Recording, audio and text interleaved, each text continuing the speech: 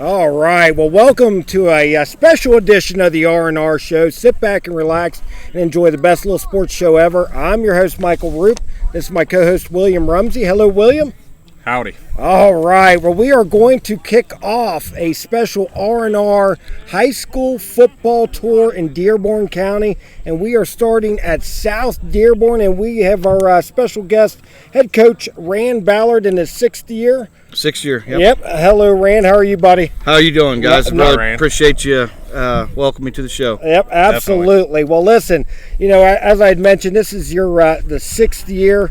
It has to be pretty rewarding to kind of show how many players you had when you initially took over the team to what it's grown to. Can you talk a little bit about that? Absolutely. I got the job in 2015. Dr. Murley called me in and offered me the job, and had our first players meeting, and I walked in and there was 29 players. Wow. 20 of them were seniors. That's crazy low numbers. It's a little eye-opening for me, but Yep. you know what? We hit the hallways and started recruiting, and had a real good freshman class coming in. I knew they were coming in just from the year before. Yep. So we kind of worked off of that group, and we're where we started from. We're up to about 72 players now. I've got 10 to 12 managers, 15 coaches, and we feel like we're going in the right direction. So it has been rewarding, as you said. Well, absolutely. I mean, that's one of the things that kind of struck me about how you've built this program since you've taken over. I mean, you've brought a lot of the excitement, the theatrics that I think maybe South Dearborn was missing in years past. With some of the coming out of the football, blowing up helmet, the smoke. But that's what gets kids excited. And I think you use that to your advantage. Absolutely, that's one thing that we really impressed on, is that we want to build a good program. We want to put we want to entertain the people. Yep. We want to put a good product on the field, but we want it to be entertainment. We want people to come out on Friday nights, enjoy themselves, get outside, watch some high school football. We've been entertained the last couple of years down at South Dearborn. Yes, absolutely. Yeah, we visited a couple games. Billy's alma mater, huh? Yes. Yeah. You said Mr. Murley. He was one of my favorite teachers. Yeah, he was your Spanish teacher, probably. Senor Murley. Well, listen, it's been fun to watch. I mean, like I said, when you took over a team with such limited players at your disposal to what it's grown to now.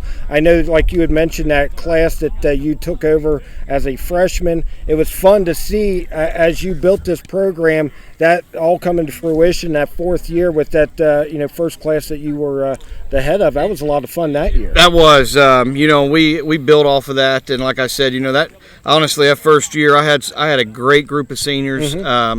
Had a fantastic group of boosters, Yep. parents that came in, and they were the ones that really pushed, and we got that helmet in. And believe it or not, we got that the last. I won't forget this. My dad reminds me all the time. There was a typhoon going on over across the ocean there where it's made, and we had to overnight that thing, and it cost $600 to get it here. And of course, we don't have a whole lot of money, so I reached out to Dad, which obviously you played for him, and said he still asks me all the time, am I ever going to get that shipping money back? But if you're watching, Dad, no, it's already spent. Not quite yet. But no, that was something that we really used. We got to smoke the entrance, and I always say, we may not win the game, but we're going to win the entrance as they come on the field. But no, and all jokingly, that is what we use to help build and help get the kids excited. And that's a big part of it. Generating that excitement, getting people interested in the program, and obviously the numbers prove right that you've done that. Real quick, so that that senior class, I mean, that was that first year that you brought in. You ended up 2 years ago with an 8-3 record, which many believe that you guys actually probably would have won that section with that controversial loss. But now listen, but last year you still had a good nucleus of kids and had some success last year until that injury. Yeah, we did. We just to back up a little bit, that senior class, I like to talk about them a little bit. They were a good group. They're the kinds of ones that sparked this whole program. They came in as freshmen. And we said that, it was that following year, they were sophomores, and a lot of them played on Friday night, and a lot of them we got beat. Yep. We got beat bad. Yep. I remember that. But we didn't win a game that year. But I tell you what, I went off the cuff a little bit. I let them play a lot on Mondays, and we dominated on Mondays. So it gave them that sense of, hey, we're gonna, we may get our butts beaten on Fridays, but we're gonna put the butt whipping on Mondays, and that's what really helped. Really, that's what kick-started our program, and those kids bought in. They never left us, and I think we graduated. The biggest class was like 23, 24 seniors that year. So it was incredible. And like you mentioned, that loss 2 years ago, I think we were ranked 1 in defense for the first going into week 4. Oh, it was nasty. That was a good they were unbelievable. Coach John Kraft did a fantastic job. My cousin was on that, Austin Terrell. Oh yeah, that's what I was getting ready to say. Matter of fact, AT's actually helping us with our our middle school program. Okay. So he's come back, and we try to keep those kids. I got another player that's helping at the middle school from that group. So we try to keep our kids, keep them in house, and try to keep them coming back. So they want to keep their families here. They want to keep their kids here. But that loss you mentioned, East Central. Still, I wake up at night sometimes thinking about that. Obviously, I can imagine. You and I are both from East Central, but it still was a tough loss, especially the way it went down. I get that, but kudos to them. They went on and won a sectional that year, and all hats off to them guys. And that team, if I remember, that I think you held East Central, to the lowest score. Yeah, we were the only team to keep them out of the end zone. They kicked 3 field goals and beat us 9-7. Last second, that last field crazy goal last 2 minutes of the game. It was very crazy, very crazy. But now last year's team, obviously you had some real studs on that team. A 3-year starter, Adam Dixon, running back Dalton Guthrie, and Jake Black, to name the 3 kind of more out front. That's a lot of production that is coming off the books. It is. Now, do you have some guys to replace them? We do. We're a 2-platoon system, so none of our guys go both ways. So we feel that the guys that when we graduate, we got guys ready to step in, and we feel this year, Adam Dixon. I can't say enough about that young man. 6'4" quarterback that had a cannon of an arm, and he led us. We rode off of his arm. Now, where did he sign? He's play? Wilmington. Yep, Wilmington College. Actually, he's my second North-South All-Star recipient. Okay. Axel Bell was off of that freshman group that we just talked about. He went on to play defense, and he's playing at Thomas More right now. Okay. So he was my other South All-Star recipient, and obviously we've only had 4 here. With those guys being 5 and 6. So and Dalton, I believe, is he's gone on to play. Dalton just left today. Matter of fact, to head to Valpo. Okay. Full ride scholarship to Valpo. Wow. Nice. And we're happy for him. And then you got Jake kind of taking in, I believe, some of your practice. Yeah, just old Jake. Jake, I tell you, I can't say enough about that young man. He played his freshman year. Was just a very, very talented young man. Decided to take off a couple years, which that happens. Decided to come back out as a senior, and wow, he really just and not only is he a great athlete, he's just a phenomenal young man. I mean, comes down to practice and showed up today. He's kind of walking around and just it's what we'd like to see. We want to see kids feel like they had a good enough experience that they can come back to practice and watch practice, be part of the program still. So pretty exciting. What you got, Bill? Yeah, so obviously coaches have that one game at a time mantra. And this year I think it's definitely gonna, more than ever this year. So obviously you got to practice at a time. Right. So you've got a scrimmage coming up this Saturday against Milan. What are you looking for in that game as you prepare to go into season? Well, Bill, I tell you, when we go into our scrimmages, we just want to see kids on film. Obviously we film practice every day. We had our Red Navy scrimmage this past Saturday. Which we were able to get a lot of on film. And like I said, when we're a 2-platoon system, we're able to put our ones against ones, get good looks against each other. And going into this weekend with Milan. Actually, I'm not sure if you knew that or not, but Connorsville's also going to be there, or they're supposed to be there. Okay. Not sure if that's going to come to fruition or not, but It's like the old jamboree. and that's exactly what they're calling it. They're calling it. You had the option to go with a jamboree or a two-team scrimmage, and Connorsville needed a place, so we Mile and I welcomed them. So do you have position battles that you're looking at? We are. We still have some. We still have some positions that aren't filled. I'm a believer that every week, every day, you're battling. At any given day, somebody can replace somebody else. It's like life in a nutshell. And it is. It is. And that's. I'm glad you brought that up, because that's kind of what we want to teach our kids. We want to teach them football. We want to have fun, but we want to teach them what it's like out in the real world.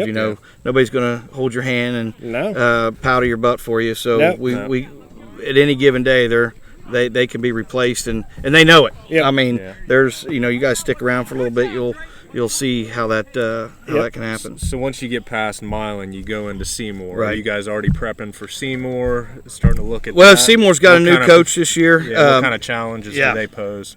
Seymour's Tyson Moore took over the job this year, and so we're going into a kind of blind. Not sure what he does. I'm sure he'll do a lot of the things that he did from his old school. But we don't. We'll get their film hopefully after their scrimmage.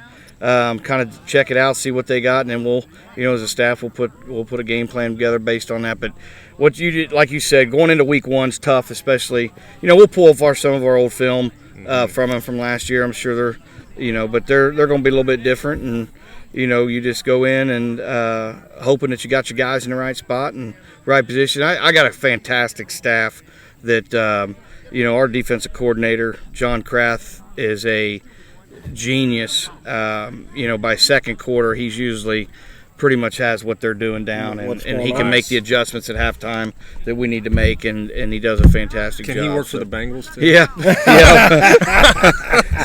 Well, somebody needs to. Well, listen, you're talking about, was Seymour originally supposed to be a week one home game? It was. Okay. It was. Now you're starting on the road first 4 weeks, correct? That is correct. Okay. Yep. Now, does that worry you guys at all? Not really. We've, our schedule was already set to be at home against Seymour week one, and then we were on the road the next 3 weeks. Anyway, that was our schedule already set. Last year we were on the road week one, and then we were home for 3 weeks. Okay. Except we went to the Lucas Oil to play Batesville, Gotcha. so that was kind of a road game. But no, being on roads, no. We're like I said, I got a fantastic staff. That all has a role. No different than the kids have roles, the coaches have roles, and come Friday night, Doug Otto will hook the trailer up. He'll pull the trailer up, and kids will load it, and he and 5 other guys take off in his truck and head out, get everything set up, and all we do is get on the bus and show up. And the gear's already laid out, field's set up. So William and I was talking to the AD Ryan Walston beforehand, and it's kind of neat how the schedule actually kind of sets up.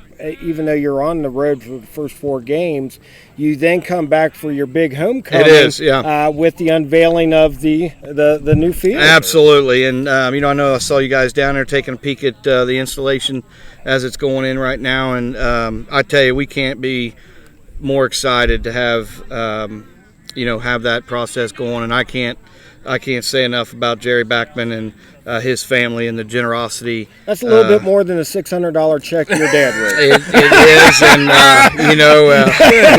we tease about that. And Jerry, if you're listening, I will get you a T-shirt.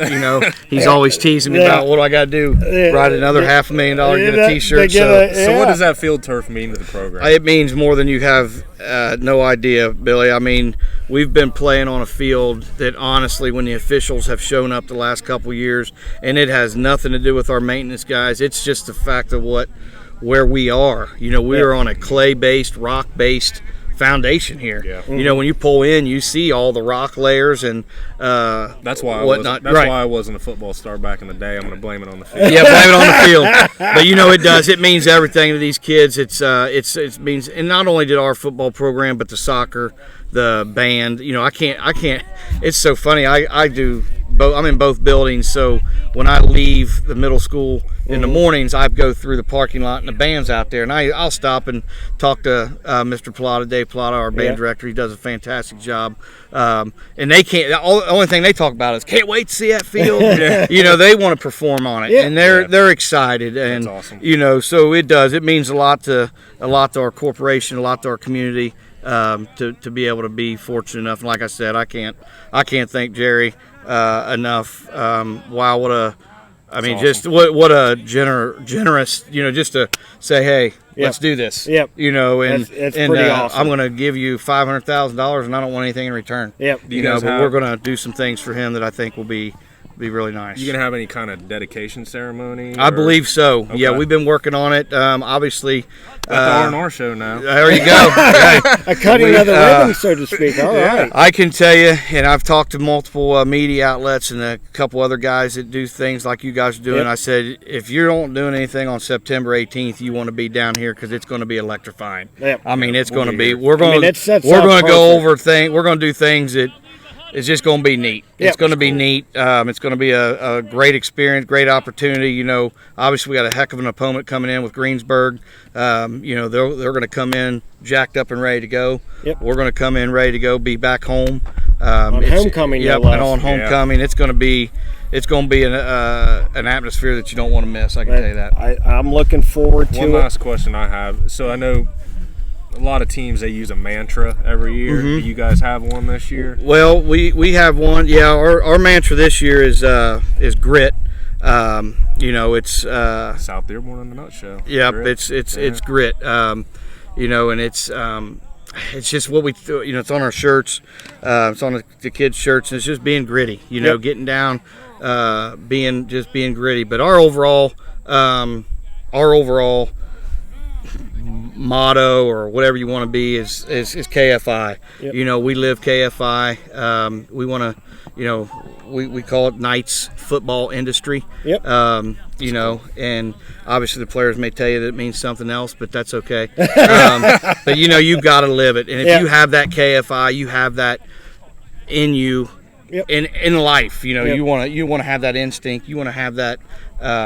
You know, it's basically killer instinct. Yep. You want to have that instinct of I'm going to beat the person in front of me, whether it's in your job, whether it's in school, whatever. You know, you want to be able to live by that. And if you're doing everything you can to get to that point, then you're going to be successful. That gets me fired up. I Yeah, like that. boy. Man. Well, and just real quick, I just wanted to kind of touch base as far as the coaching staff. That seems like it was pretty intact from last year. Is that any changes on that? Yeah, we've added some coaches. You know, each year in and year out. I'm a believer in. You know, I know coaching with Dad through the years. There was some reservations or whatnot back in the day. You didn't really have a lot of dads coaching. Yeah.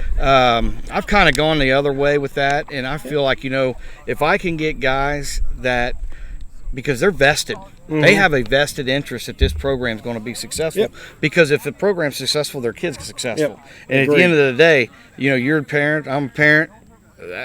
That's what we want to see. We want to see our kids be successful. So, you know, when I have seniors graduate and their dads, some of them will stay, some of them will pass the torch to a younger guy. And what's so good about and what's so great about these guys is they're all in. Yep. They're all in. I mean, and it's fun you to know, see when everybody's buying it into is. the same goal. We you know, we go on a camping trip every summer.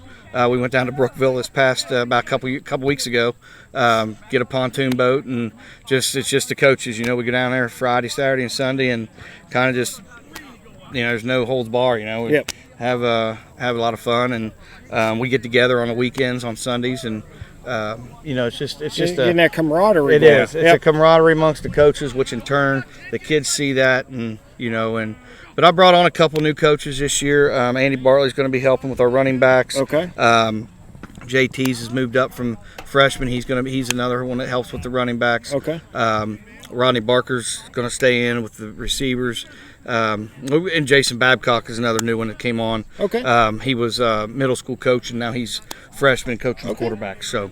Well, that should be a lot of fun. Now, just talking about your team for this year, just a little bit. Now, do you guys see yourself as more of a passing team, or running team, or to be decided? Well, Mike, I'll tell you, when you look at our offensive line and you see that they're averaging about 6'3", 6'4", 285, that's you would want to think that we're a running team. Yeah.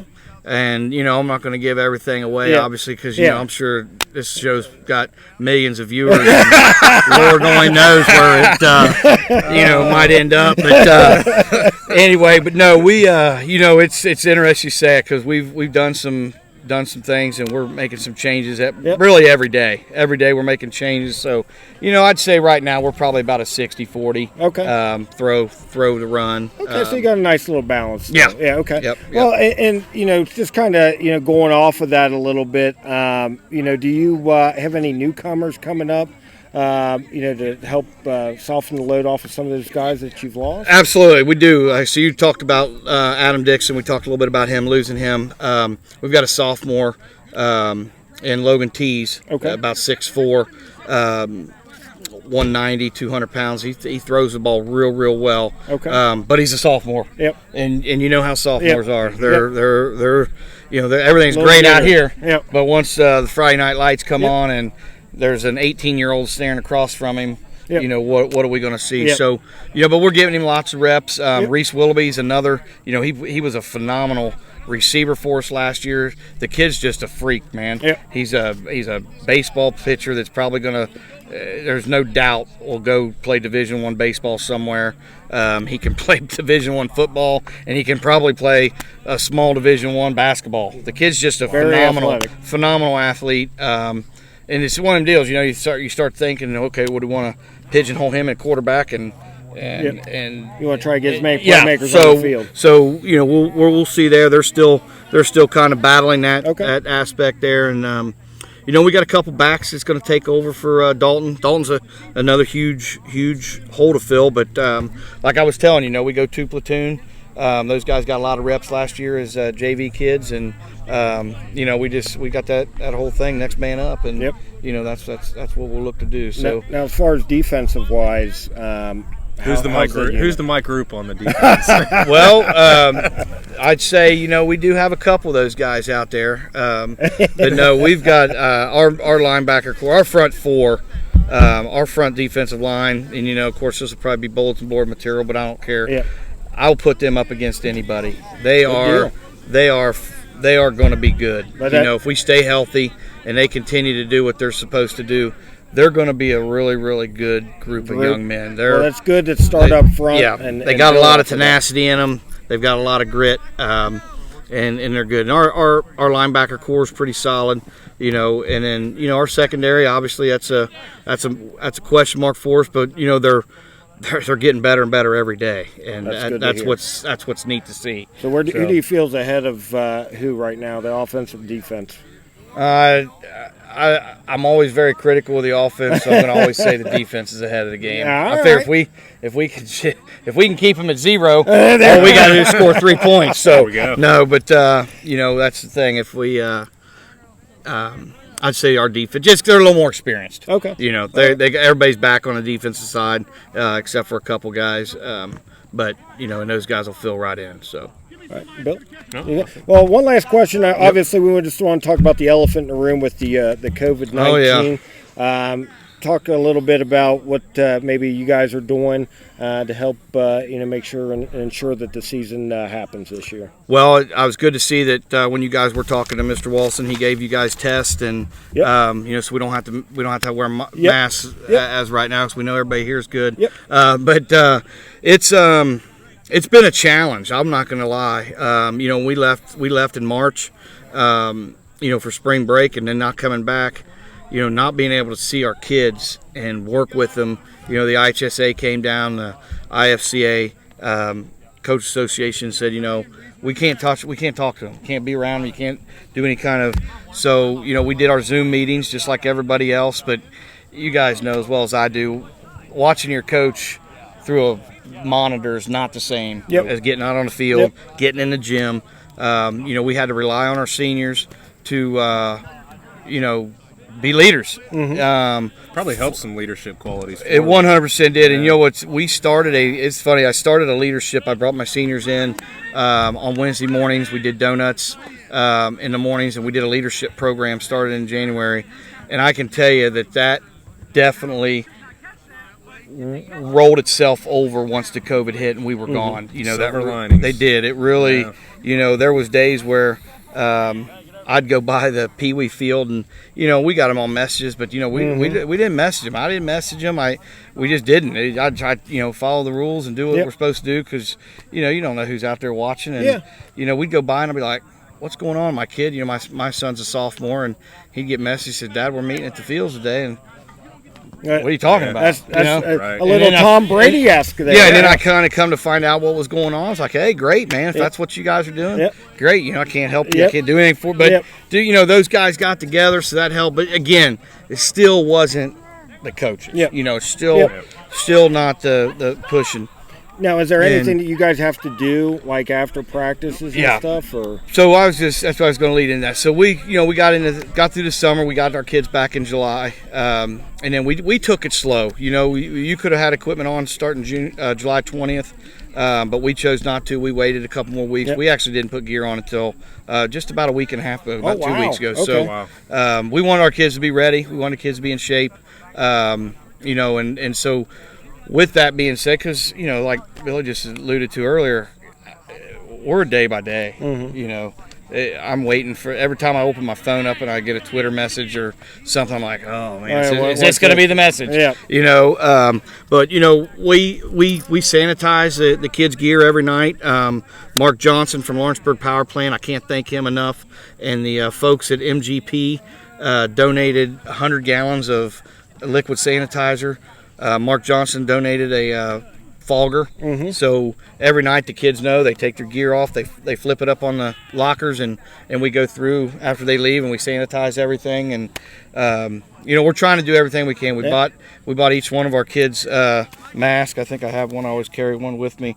If you look on our team picture, you know, they say we are SD, and then they got Knights, and they got their numbers on each one of them. So we're doing everything necessary. We've got exactly. We're trying to do everything we can to make sure. And you know, we tell the kids, if you're not feeling good, stay home. Missing a day of practice is not as bad as missing 2 weeks if we have to go. I may have taken advantage of that. You know, I kind of know your head coach a little bit, and he said you never missed school.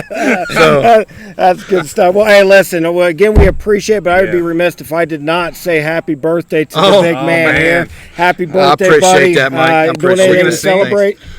Why don't you make their kids run 20 gassers for Well, your we birthday? could. You know, they keep giving me a hard time all day, and they sung to me as I pulled up today, and I said, they were like, are you feeling generous? I said, well, let's see, I'm 48 years old, so 48 gassers, does that sound good? No. There you go. Well, again, we appreciate you taking the time, and we look forward to some more as the year comes on. Yep, you're more than welcome to come down anytime, and I appreciate everything you guys are doing. It's fun. It's fun to tune in and watch you guys, and look forward to seeing some of the other guys. See you and a million other viewers, right? Absolutely. Hey, it's all about it. Well, I appreciate it, Rand. Thank you, buddy. Thanks, Mike.